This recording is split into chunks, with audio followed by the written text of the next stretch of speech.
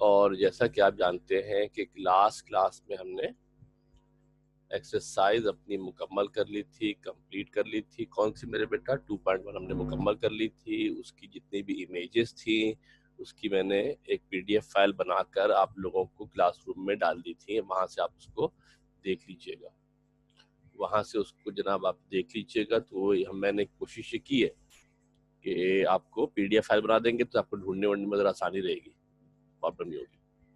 आज जनाब हम नई एक्सरसाइज का आगाज करेंगे। नई एक्सरसाइज होगी तो ऑब्वियसली सी बात है कि फार्मूला भी नया हमारे पास जनाब फार्मूला जो है वो होगा। तवज्जो देके ध्यान से देखिएगा। पिछले फार्मूले में जो हमने पिछली एक्सरसाइज की,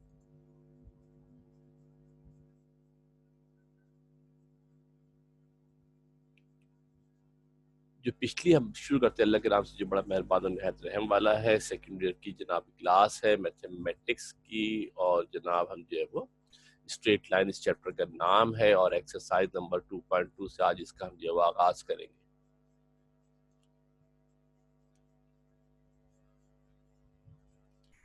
देखो बेटे, जब चैप्टर नंबर 2 की हम बात करते हैं तो हमने एक फार्मूला, अगर आपको याद हो तो हमने डिस्टेंस फार्मूला पढ़ा, जो हमने कहाँ पढ़ा? 2.1 के अंदर पढ़ा।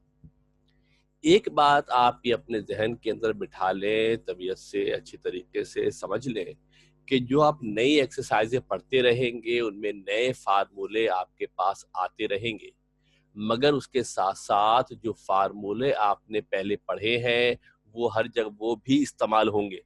यानी आपके पास फार्मूलों की तादाद बढ़ती चली जाएगी। जो पुराने वाले फार्मूले वो भी लगेंगे और उसके बाद जो नए फार्मूले वो भी लगेंगे।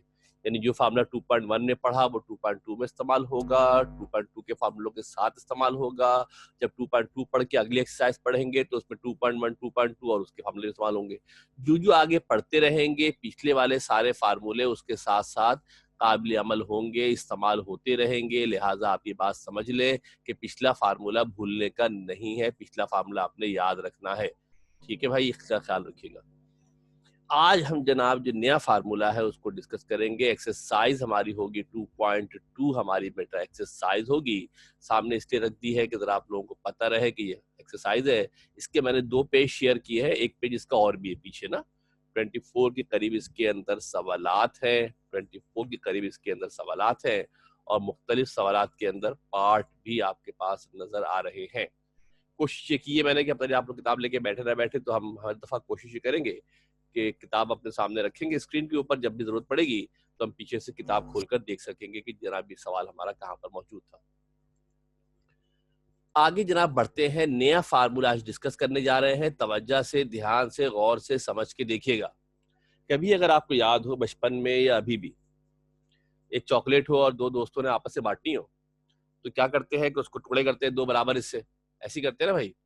एक टुकड़ा फर्ज कर बड़ा हो जाए, एक टुकड़ा बेटा अगर छोटा हो जाए तो क्या करते हैं? बड़ा वाला खुद रख लेते हैं, छोटा वाला दूसरे को देते हैं, या काट पीट के फिर बराबर करते हैं। ऐसे ही करते नहीं करते? इस मसले को हल कर दिया डेयरी मिल्क वालों ने। क्या किया जनाब कि डेयरी मिल्क वालों ने निशान पहले से बना दिए भाई, ताकि बांटना आसान हो जाए। एक डेयरी मिल्क जो आपके पास आती है 20 रुपए वाली, उसके अंदर 4 निशान बने होते हैं। कितने बने होते हैं बेटा? उसके अंदर 4 निशान बने होते हैं। हो सकता है 3 टुकड़े आप खुद खा ले, एक टुकड़ा छोटे भाई को दे दे, किसी दोस्त को दे दे। तो क्या रेशियो हो गया? 3:1 हो गया। 20 से ब्रेक कर ले तो 2 1 के 2 1 के, 2:1 हो गया। जब भी किसी चीज को ब्रेक किया जाता है, तोड़ा जाता है, तो वहां पर हमारे पास रेशो होता है। किस तरफ वैल्यू ज्यादा आ रही है, किस तरफ वैल्यू हमारे पास कम आ रही है, इस चीज का नाम रेशो होता है। और हम यहाँ पर एक फार्मूला स्टेब्लिश करेंगे, एक फार्मूला डिस्कस करेंगे, जिसमें हम पॉइंट ऑफ इंटरनल डिवीजन निकालेंगे। what we have to do is to determine the point of internal division। इसका नाम है point of internal division। इसके अंदर 4-5 फार्मूले, इस एक्सरसाइज में 4-5 फार्मूले आपके पास और आने वाले हैं। तवज्जो से, गौर से, ध्यान से जरा देखिएगा। पॉइंट फार्मूले का नाम है पॉइंट ऑफ इंटरनल डिवीजन। जरा फार्मूले को समझिएगा। Let we have a line segment. हमारे पास एक लाइन सेगमेंट मेरे बेटा मौजूद है, जिसका एक एंड पॉइंट पर जनाब ए है, और इसके कोऑर्डिनेट्स है x1, y1। तवज्जो से, गौर से, ध्यान से देखिएगा। इसके एक हमारे पास कोऑर्डिनेट है which is x1, y1, and इसका जो दूसरा एंड है लाइन सेगमेंट का, इसके जो पॉइंट्स है that is x2, y2। We have a line segment, हमारे पास एक लाइन सेगमेंट मौजूद है। इसके एंड पॉइंट्स, एक एंड पर ए है x1, y1, एक एंड पर क्या है हमारे पास x2, y2 है। इसके दरमियान में, मिडिल में, बीच में, इसके बीच में, बिटवीन ए एंड बी, ए और बी के दरमियान में एक पॉइंट मेरे पास और मौजूद है, लेट्स से CX, y। इसके दरमियान में, इसके मिडिल में हमारे पास एक पॉइंट मेरे बेटा और मौजूद है। इस तरीके से सुनना गौर से, इस तरीके से कि इसके एक तरफ हिस्सा M1 है और एक तरफ हिस्सा इसके M2 है, इनके बराबर नहीं है, दोनों तरफ के लेंथ बराबर नहीं है, एक तरफ ज्यादा है, एक तरफ कम है। मिसाल के तौर पे एक पार्ट को हम M1 कह देते हैं, एक पार्ट को M1 कह देते हैं, इसका नाम होता है ratio, it is called ratio, इसको रेशियो कहा जाता है। इस पॉइंट के कोऑर्डिनेट्स हमने फाइंड आउट करने हैं, मालूम करने हैं। तो वजह देखिए, गौर से देखिए, जो ए से लेकर सी तक का फासला है ये M1 के बराबर है, और जो सी से लेकर बी तक का फासला है वो किसके बराबर है, M2 के बराबर है। आपको डायग्राम में भी नजर आ रहा होगा, छोटे बड़े। अब हमने करना क्या है कि इस पॉइंट सी के कोऑर्डिनेट्स के लिए फार्मूला एस्टेब्लिश करना है। पॉइंट सी के कोऑर्डिनेट्स के लिए हमने फार्मूला निकालना है। तो जब देखिए, गौर से देखिएगा, तो इसका फार्मूला होता है px, y, जो दरमियान वाला पॉइंट है, जो cx, y हमारे पास पॉइंट है, इसका फार्मूला होता है क्या मेरे बेटा, m1x2 plus m2x1 plus m2x1 divided by m1 plus m2 क्योंकि पता है कि पॉइंट के दो पार्ट होते हैं, पहले वाले पॉइंट को एब्सिस का कहते हैं, दूसरे वाले पॉइंट को ऑर्डिनेट कहते हैं। इसी तरीके से मेरे बेटा अगर दूसरा हिस्सा जो ऑर्डिनेट हम निकालेंगे, जो y कोऑर्डिनेट होगा, उसको निकालने का फार्मूला होगा m1y2 प्लस m2y1। यानी समझ लो गौर से, जिस तरफ m1 है वो सामने वाले पार्ट से मल्टीप्लाई हो रहा है, m2 है इधर वाले पार्ट से मल्टीप्लाई हो रहा है, डिवाइडेड बाय क्या है, m1 प्लस m2 है। ये फार्मूला आप जरा याद रखिएगा, प्लस का निशान है, अगर m2x1 m1x2 हो जाए, प्लस है, आगे पीछे होने से फर्क पड़ता नहीं है, आगे पीछे होने से फर्क पड़ता नहीं है। ये फार्मूला अक्सर लोगों को याद करने में प्रॉब्लम होती है। तो आसान सी बात समझ ले कि जो रेशियो गिवन है वो सामने वाले पॉइंट से मल्टीप्लाई होगा, जो रेशियो गिवन है वो सामने वाले पॉइंट से मल्टीप्लाई होगा। एग्जाम्पल एक देखने की कोशिश करते हैं। एग्जाम्पल हमारे पास है, find the coordinates of points which divides the join of A -3,7 and B 2,6 in ratio 2:5 and 3:2. 2:5 and 3:2 यानी कि एक सवाल के दो पार्ट कर दिए। एक ही सवाल है, एक सवाल में दो पार्ट दे दिए हैं, कह रहे हैं पॉइंट ए है, पॉइंट बी है, एक मर्तबा रेशियो 2:5 है, एक मर्तबा रेशियो 2:5 है, और दूसरी मर्तबा जो रेशियो हमारे पास है वो रेशियो हमारे पास कितना है, 3:-2 है। एक सवाल के अंदर दो पार्ट है, एक सवाल के अंदर दो पार्ट आपने दे दिया, आपको एग्जाम्पल का आपको आइडिया हो जाएगा। सॉल्यूशन की बात करते हैं मेरे बेटा। फर्स्ट करते हैं, जब जैसे पॉइंट में नाम गिवन, अगर नाम नहीं गिवन होते तो नाम दे देते। जो पहला वाला पॉइंट है मेरे बेटा, कौन सा, 3,-3,7, इसका नाम रख देते हैं x1, y1, इसका नाम रख देते हैं x1, y1। और जो दूसरा वाला पॉइंट है कौन सा, जो सेकंड हमारे पास पॉइंट है 2,6, इसका नाम रख देते हैं x2, y2, इसका जनाब नाम रख देते हैं। इसको क्या बोल दिया, x1, y1 बोल दिया, इसको क्या बोल दिया, x2, y2 हमने बोल दिया। दो पॉइंट हमारे पास मौजूद है। उसके बाद रेशियो गिवन है। अभी हम बात कर रहे हैं किस रेशियो की, पहले पार्ट की हम बात कर रहे हैं, और पहले पार्ट होने का मतलब ये है कि अभी मैं बात कर रहा हूँ किस रेशियो की, 2:5 रेशियो की बात करते हैं। जब बेटा हम 2:5 रेशियो की बात करेंगे तो इट मींस दैट कि m1:m2 किसके बराबर हो गया, 2:5 के बराबर हो गया। m1:m2 2:5 के बराबर हो गया है। इसका मतलब क्या हो गया मेरे बेटा, कि जो m1 है उस m1 की वैल्यू 2 हो गई, और जो m2 है मेरे बेटा, m2 की वैल्यू कितनी हो गई, m2 की वैल्यू 5 हो गई। कुछ भी नहीं करना, सिर्फ फार्मूले के अंदर वैल्यू पुट करनी है, कुछ भी नहीं करना है, सिर्फ फार्मूले के अंदर वैल्यू सब्स्टिट्यूट करनी है। जहां पर m1 है वहां पर क्या आ जाएगा, 2 आ जाएगा, जहां पर m2 है वहां आ जाएगा 5। x1 की जगह पर -3, y1 की जगह पर 7। सिर्फ फार्मूले के अंदर वैल्यू पुट किया, कुछ भी नहीं किया, ध्यान से देखिएगा।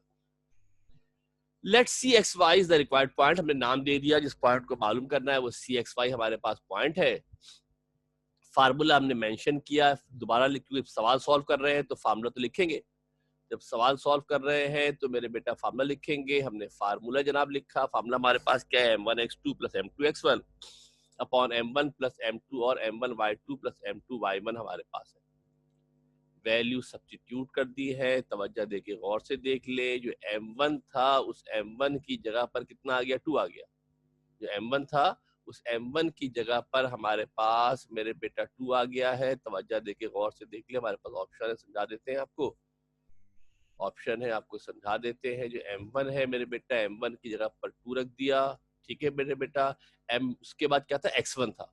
x1 किसके बराबर है, m1 के बाद x2 है। x2 की वैल्यू कितनी है, x2 की वैल्यू 2 है। x2 की वैल्यू यहाँ से 2 रखी है हमने। उसके बाद क्या रखा है, उसके बाद क्या रखा है मेरे बेटा, m2 रखा है। m2 की वैल्यू कितनी है, m2 की वैल्यू हमारे पास जनाब 5 है। m2 की वैल्यू हमारे पास 5 है, तो यहाँ से m2 की जगह पर जो 5 लिखा था, इस 5 की वैल्यू को यहाँ पुट कर दिया। उसके बाद m1 की वैल्यू कितनी है, -3 है, यहाँ से वैल्यू -3 पुट कर दी। नीचे क्या हो गया, m1 प्लस m2। सिर्फ फार्मूले के अंदर वैल्यू पुट कर रहे, कुछ भी नहीं कर रहे, ख्याल रखना। Just we have been substituting the value in the formula, the formula itself is a bit tricky, इसलिए याद रखिएगा। सिंप्लीफाई कर लेते हैं, सॉल्व कर लेते हैं। 2 to the 4 हो जाएगा, 5 को 3 से मल्टीप्लाई करेंगे, माइनस का 15 आएगा, नीचे 2 + 7 है, 12 हो गया, प्लस 35 हो गया, अपॉन 7 है। लिहाजा जो हमारा रिक्वायर्ड पॉइंट है वो क्या हो जाएगा, 4 में से 15 गए, माइनस का 11 अपॉन 7 हो गया है। 12 में 35 को ऐड करेंगे, 47 अपॉन 7 हो गया है। कैंसिल नहीं हो रहे हैं, फ्रैक्शन में ही छोड़ देंगे। कैंसिल नहीं हो रहे हैं, फ्रैक्शन में ही छोड़ देंगे, इसको डेसिमल में करने की जरूरत नहीं है। जो इसका दूसरा पार्ट है, जो मेरे बेटा इसका दूसरा हमारे पास पार्ट है, दूसरे पार्ट में क्या है मेरे बेटा, जो दूसरा हमारे पास पार्ट है, दूसरे पार्ट पे हमने रेशियो क्या करना है, 3:-2, यानी जो m1 है उसकी जगह पर क्या आ जाएगा, जो m1 है उसकी जगह पर हमारे पास क्या आ जाएगा, जो m1:m2 है, m1 की जगह पर हमारे पास m1 की जगह पर 3 आ जाएगा, m2 की जगह पर -2 आएगा। बिल्कुल सेम तरीके से सॉल्व होगा सवाल, बिल्कुल x1 x2 y1 y2 same रहेगा, सिर्फ m1 m2 की वैल्यू बदल गई है। And you have to do it yourself. अब जनाब ये सवाल आपको अपनी तरफ से खुद से जनाब परफॉर्म करने की कोशिश कीजिएगा। ये फार्मूला मैं कह रहा हूँ कि ट्रिकी है, इस फार्मूले को जरा तवज्जो से फोकस करके याद कर लीजिएगा। इस फार्मूले को तवज्जो से फोकस करके याद कर लीजिएगा। पॉइंट जब भी निकालेंगे, पॉइंट के 2 पार्ट होंगे, एब्सिस का होगा, ऑर्डिनेट होगा। 2 हिस्से होते हैं हमेशा, हमेशा 2 हिस्से होंगे। आसान सी बात है कि m1 है तो x2 है, m2 है तो x1, रिवर्स में हमारे पास जनाब। इसी सिलसिले का जो दूसरा हमारे पास मेरे बेटा फार्मूला है, इसी सिलसिले का जो दूसरा हमारे पास फार्मूला है, एक हो गया, इसका नाम था इंटरनल डिवीजन। इंटरनल डिवीजन होने का मतलब क्या था, जिस पॉइंट को हमने फाइंड आउट किया वो दोनों के दरमियान में था। जिस पॉइंट को हमने फाइंड आउट किया है, ये पॉइंट दरमियान में था, मिडिल में जनाब मौजूद था। इसी सिलसिले का हमारे पास दूसरा फार्मूला है, इसका नाम है पॉइंट ऑफ एक्सटर्नल डिवीजन। क्या नाम बेटा है, पॉइंट ऑफ एक्सटर्नल डिवीजन है। जरा फर्क समझिएगा, इंटरनल डिवीजन में क्या फर्क है, एक्सटर्नल डिवीजन में क्या फर्क है।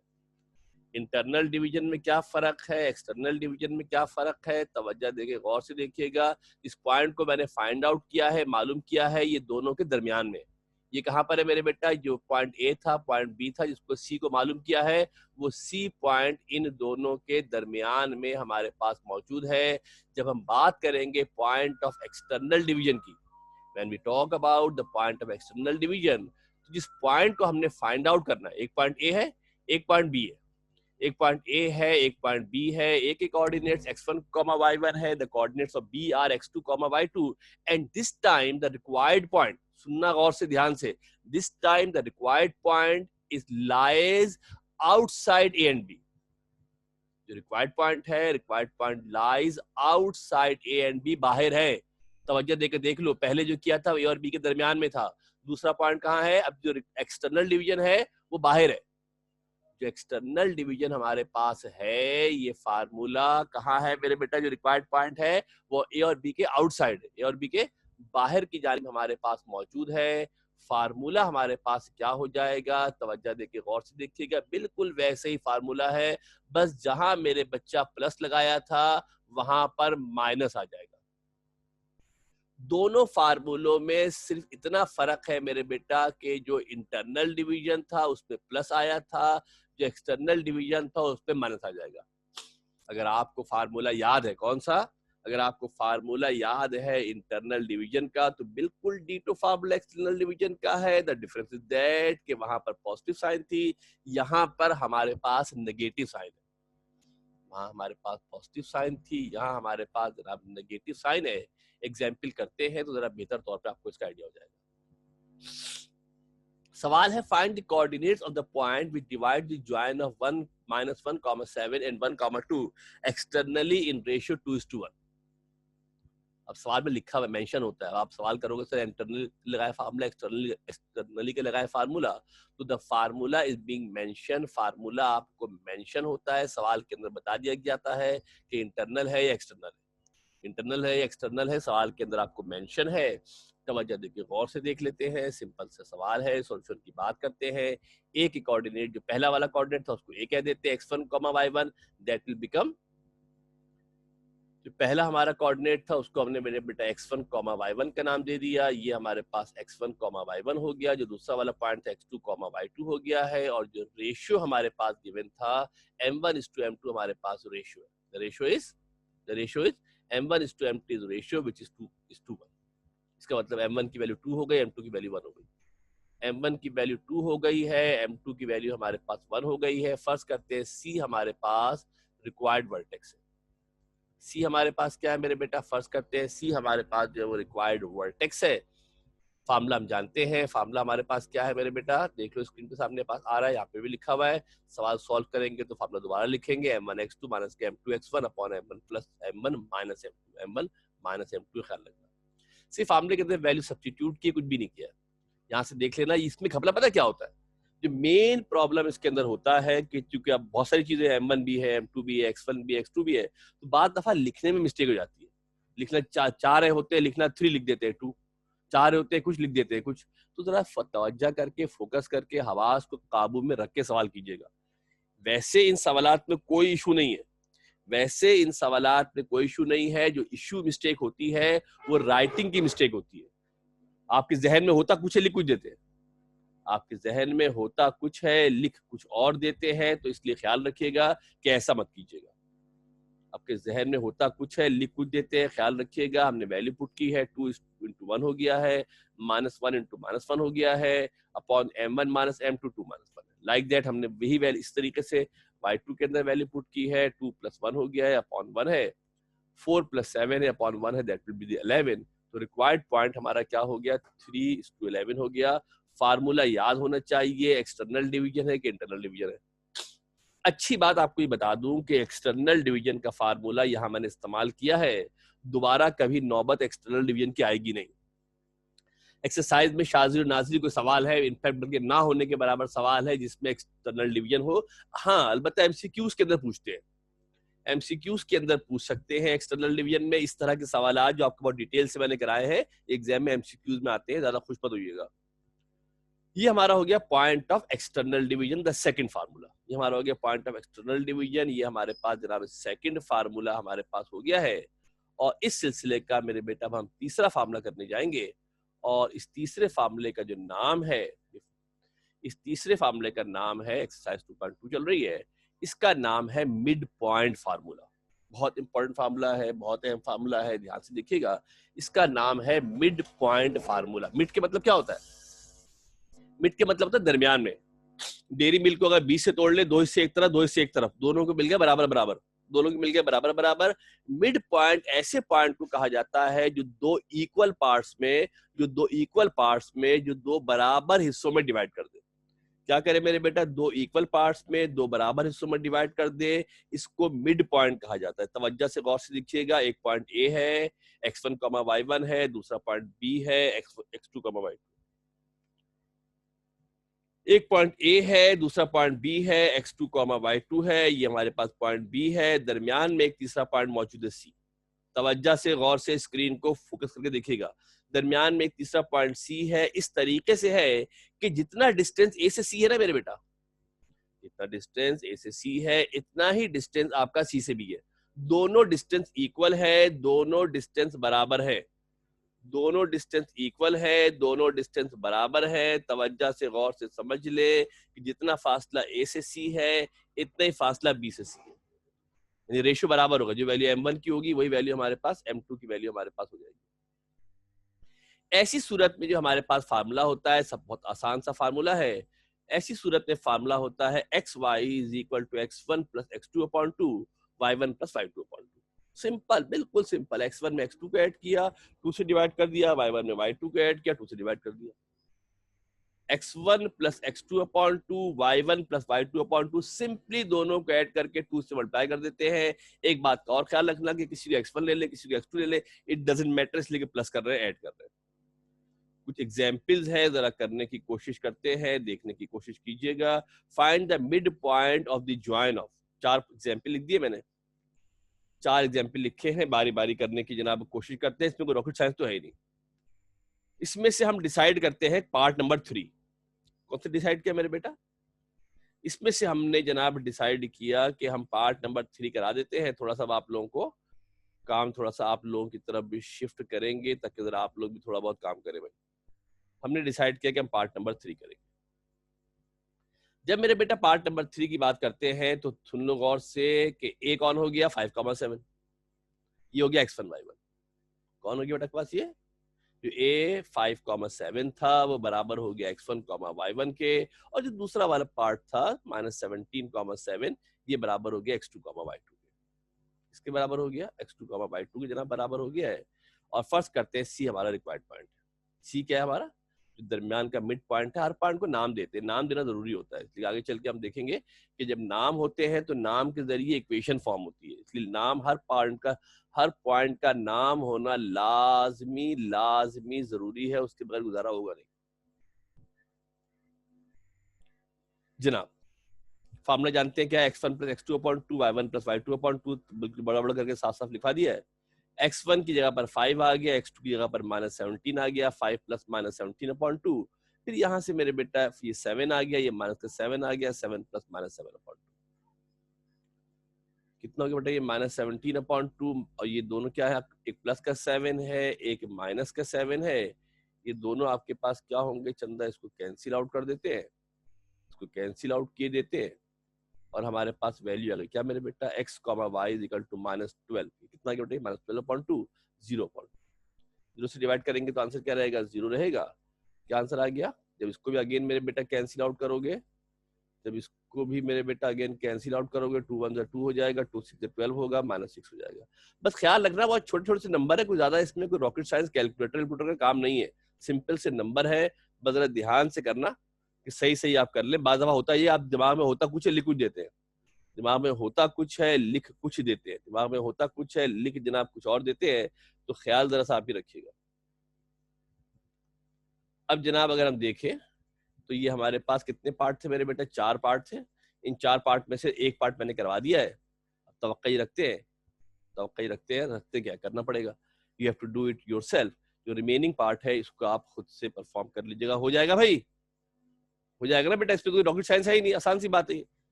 पॉइंट ये मैंने सिर्फ वैल्यू पुट करनी है, जुबानी कलामी भी कर सकते हैं इसको। कोई सवाल इसके ऊपर यहाँ तक बेटा? 3 फार्मूले आ गए आपके पास, 3 फार्मूले आपके पास आ गए हैं। Point of internal division, point of external division, mid point. External division का याद ना भी हो तो चलेगा, मगर मिड पॉइंट फार्मूला तो बहुत ही इंपॉर्टेंट है। मिड पॉइंट फार्मूला तो बहुत ही हमारे पास जनाब इंपॉर्टेंट है। जो आपको मैंने 3 एग्जाम्पल यहाँ कराई है, गौर से देखिएगा मेरे बच्चा। जो 3 एग्जाम्पल मैंने आपको यहाँ पर मेरे बेटा कराई है, ये तीनों एग्जाम्पल मैंने आपको बुक से करा दी थी। जो पहली वाली हमारी एग्जाम्पल थी मेरे बेटा, देख लो गौर से, जो पहली वाली एग्जाम्पल थी 2:5 वाली, ये बुक की एग्जाम्पल थी। एग्जाम्पल की बेटा ये बुक की एग्जाम्पल थी। अभी हम नेक्स्ट पार्ट किया हमने कि find the mid point of following, ये क्वेश्चन नंबर 2 था, ये क्वेश्चन नंबर 2 था। और find the join internally and externally, ये जो क्वेश्चन नंबर 3 है ये भी आप कर लेंगे। इसका मैंने एक्सटर्नली वाला पार्ट करा दिया है, इंटरनली वाला खुद कर लीजिएगा। एक्सटर्नली वाला पार्ट मैंने करा दिया है, इंटरनली वाला पार्ट खुद कर लीजिएगा। यानी एक्सरसाइज के 3 सवाल मैंने आपको एग्जाम्पल में करा दिए। एक्सरसाइज के 3 सवाल मैंने आपको एग्जाम्पल में ही मैंने 3 सवाल आपको जनाब करवा दिए हैं, ताकि कोशिश ये की है कि एक्सरसाइज के सवाल भी साथ साथ चलते रहे आपके पास। बेसिकली बेटा इस तरह के सवालात एग्जाम में एमसीक्यूज वगैरह के अंदर आते हैं, ख्याल रखिएगा इस तरह। और ये जो आगे हम सवालात करेंगे उन सवालात में इनकी बहुत ज्यादा इंपॉर्टेंस, बहुत ज्यादा अहमियत है। ये सब काम सवाल में काम आएंगे भाई, ठीक है, ठीक है। Now we will go forward. हम जनाब आगे जाने की कोशिश करते हैं। 1 फार्मूला, 2 फार्मूले, 3 फार्मूले हमने कर लिए थे। नेक्स्ट हम जनाब अगले सवाल की तरफ जाने की कोशिश करते हैं। ड्राइंग को क्लियर कर लेते हैं, स्क्रीन को साफ कर लेते हैं जनाब। अब हमारे पास है, एक्सरसाइज की बात कर रहे हैं, एक्सरसाइज का ही क्वेश्चन नंबर 4 है। एक्सरसाइज का ही क्वेश्चन नंबर 4 है। किताब लेके अगर आप बैठते तो आसानी रहती, नहीं लेके बैठेंगे तो कोई इशू नहीं है। मैंने तो किताब की पिक्चर लेके स्क्रीन पे लगा दी है। जो सवाल कराते रहेंगे आपको साथ साथ पीछे स्क्रीन से जाके दिखाते रहेंगे कि भाई ये वाला सवाल कर रहे हैं, किताब लाने की भी जरूरत नहीं है, ठीक है जी।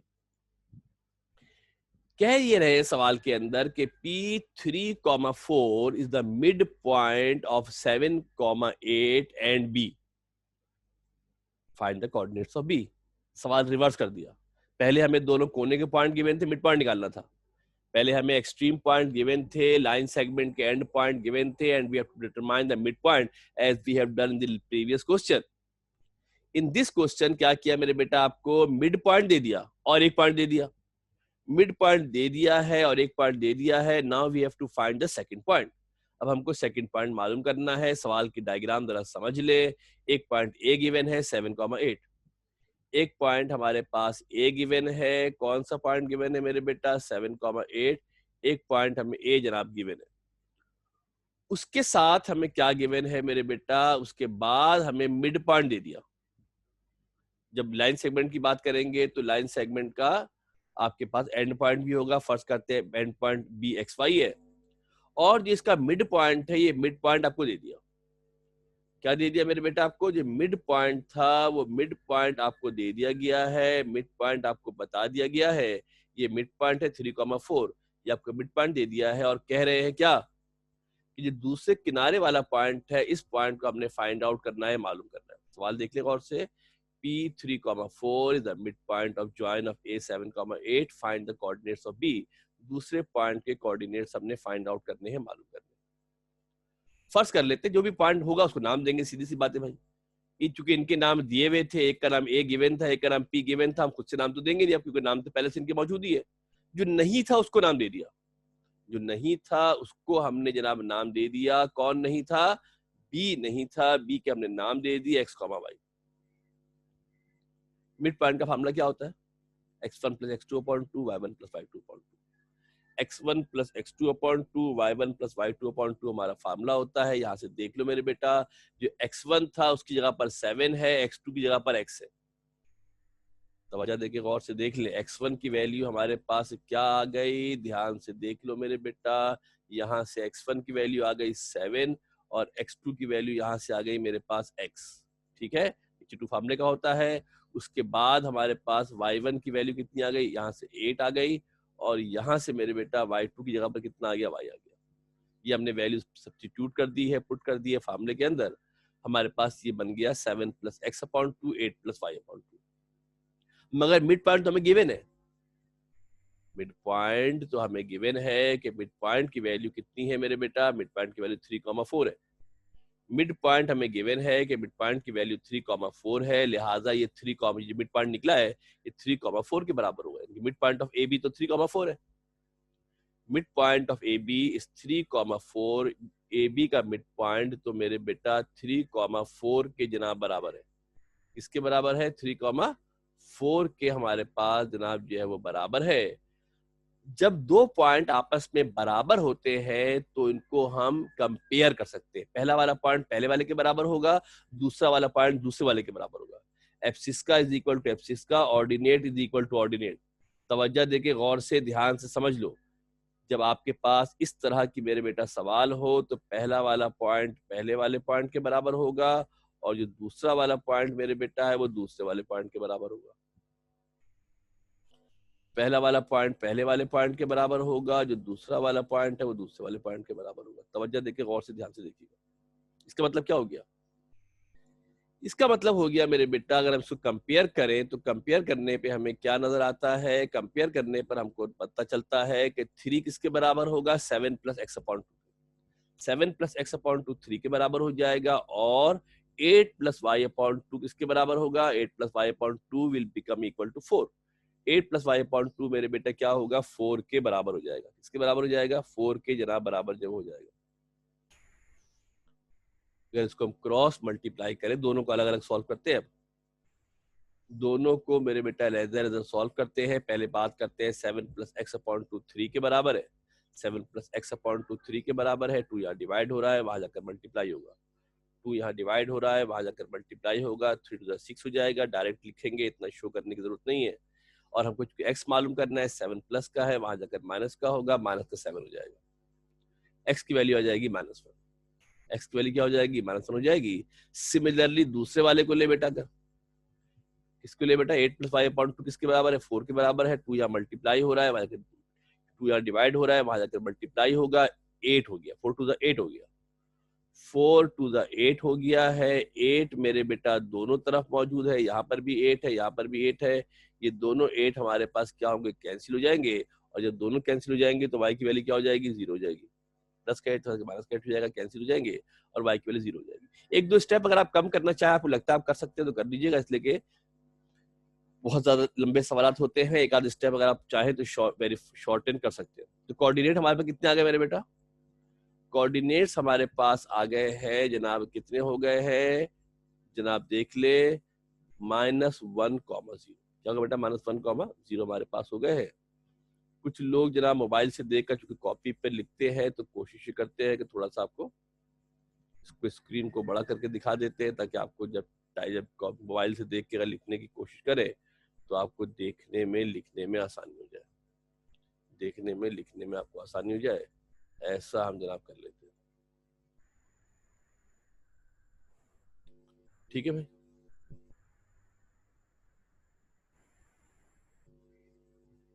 ठीक है।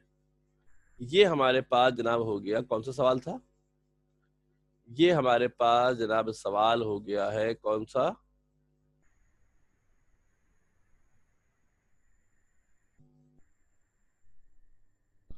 क्वेश्चन नंबर 4 हमारे पास था। ठीक है,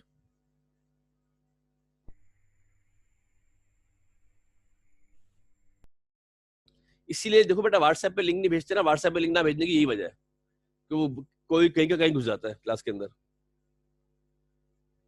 कोशिश करें आप लोग क्लासरूम में एडमिट करें, क्लासरूम के अंदर चूंकि अलग अलग क्लासें बनी हुई है, फिजिक्स के अंदर फिजिक्स का लिंक होगा, केमिस्ट्री में केमिस्ट्री का लिंक होगा, मैथ्स में मैथ्स का लिंक होगा, तो इसलिए हमने अलग अलग किया हुआ ताकि एक दूसरे क्लास के अंदर लोग घुसे ना। बहरहाल, now we will move to the next question, that is question number 6। 5 नहीं करेंगे, 6 करेंगे, 5 नहीं 6 करेंगे। टाइम हमारे पास 2 या 3 मिनट है मेरे ख्याल में, हम जल्द 5 मिनट है इनफेक्ट, हम जल्दी से इसको वाइंड अप करेंगे, बड़ा आसान सा सवाल है। क्वेश्चन नंबर 6 हमारे पास है, जरा सवाल आपके सामने स्क्रीन पे लिखा हुआ रहा होगा, सवाल जरा पढ़ ले, रीड कर ले। Find the fourth vertex of a parallelogram. एक पैरेललोग्राम का हमने चौथा वर्टेक्स फाइंड करना है, whose 3 vertices are 1, -2, b -1, b 1, 2 and c 2, 1।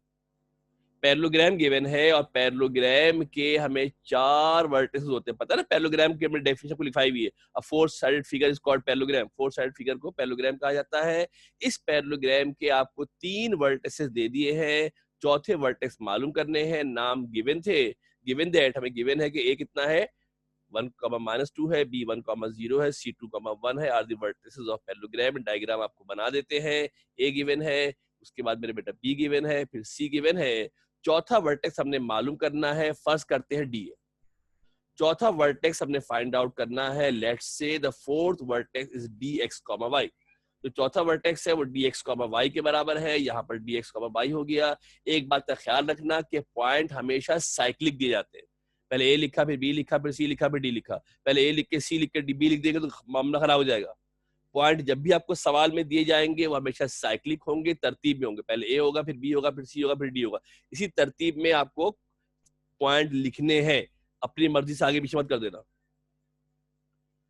अब पैरेललोग्राम जो होता है ना मेरे बेटा, since in parallelogram the diagonal bisect each other, सुनना जरा गौर से जुमले को, डायगोनल क्या होता है, जो अपोजिट कॉर्नर को मिलाते हैं, आपको स्क्रीन पे नजर आ रहा होगा, इस लाइन का नाम डायगोनल होता है। क्या नाम होता है बेटा इसका? हमने पहले बताया था आपको, इसका नाम डायगोनल होता है। दो डायगोनल होंगे।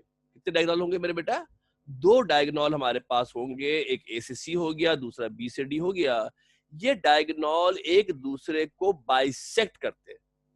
क्या करते हैं बेटा? एक दूसरे को बाइसेक्ट करते हैं, फर्ज करते हैं। बाइसेक्ट करने का मतलब क्या होता है? बाइसेक्ट करने के मतलब है कि इन दोनों का मिड पॉइंट सेम होगा, बराबर हिस्से होंगे। जितना हिस्सा यहाँ होगा इतना यहाँ होगा, जितने पॉइंट यहाँ होंगे इतने पॉइंट यहाँ होंगे। Since in parallelogram the diagonal bisect each other, diagonal एक दूसरे को बाइसेक्ट करते हैं। बाइसेक्ट करने का मतलब ये है कि इनके डायगोनल्स के मिड पॉइंट बराबर होते हैं।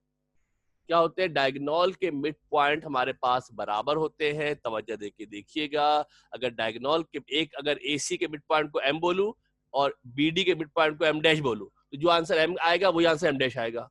जो मिड पॉइंट आएगा किसका? A और C का, वही मिड पॉइंट किसका आएगा? Now we find mid point.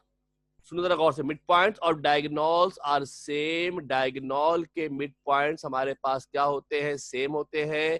इस बात का खसूसी ख्याल रखिएगा। मिड पॉइंट का फार्मूला क्या होता है? x1 + x2 = 12 + y2 = 2। जब हम m की बात करेंगे तो a और c का मिड पॉइंट निकालेंगे, फार्मूले के अंदर वैल्यू पुट करेंगे, मिड पॉइंट निकल आएगा।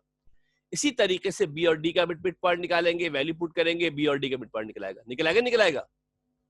जब a और b की बात करेंगे तो a और b का मिड पॉइंट निकल आएगा। पीछे हमने निकाला हुआ मिड पॉइंट, सिर्फ फार्मूले के अंदर वैल्यू पुट की है। इसी तरीके से हमने क्या किया? b और d का मिड पॉइंट निकाल लिया, उसकी भी हमने वैल्यू पुट कर दी। वैल्यू पुट की, सिंप्लीफाई किया, सॉल्व किया, जो भी आंसर आ गया। ये दोनों मिड पॉइंट सेम होंगे। दोनों मिड पॉइंट क्या होंगे मेरे बेटा?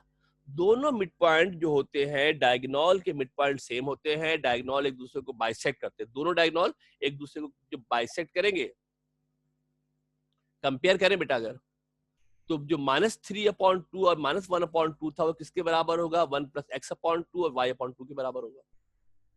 कंपेयर करेंगे, पहला वाला पहले वाले के बराबर होगा, दूसरा वाला दूसरे वाले के बराबर होगा। 1 + x/2 किसके बराबर होगा? 3/2 के बराबर होगा। और इसको यहां से बेटा अगर सिंप्लीफाई करें, 2 दोनों के नीचे है, 2 हमारे पास क्या होगा मेरे बेटा? 2 दोनों के नीचे है, 2 हमारे पास कैंसिल आउट हो जाएगा। और जब इसको हम सिंप्लीफाई कर लेंगे तो हमारे पास 1 + x = 3 होगा, x की वैल्यू 2 आ जाएगी। लाइक दैट y/2 किसके बराबर होगा? -1/2 के बराबर होगा। अगेन यहाँ पर क्या होगा बेटा? y से y हमारे पास 2 से 2 कैंसिल होगा, y की वैल्यू -1/2 हमारे पास आ जाएगी। लिहाजा x की वैल्यू 2, y की वैल्यू 1। लिहाजा जो फोर्थ वर्टेक्स हमारे पास होगा, उस फोर्थ वर्टेक्स के कोऑर्डिनेट हो जाएंगे कितने? 2, -1। क्या होंगे मेरे बेटा? 2, -1 हमारे पास फोर्थ कोऑर्डिनेट के वर्टिसेस हमारे पास हो जाएंगे। टाइम जस्ट एंड है, बिल्कुल किसी लम्हे क्लास खत्म हो जाएगी। ये 6 सवालात हो गए हैं, 5वां नहीं किया है। एक्सरसाइज खोल के इन सवालात को देख लीजिएगा। कल इंशाल्लाह आएंगे तो इसके रिमेनिंग सवाल जनाब अली करेंगे। कोई सवाल होगा तो क्लास के शुरू में मुझे सवाल भी कर लेना, कोई क्वेश्चन करना हो। जब तक कॉपी में लिखोगे नहीं, मामला बेकार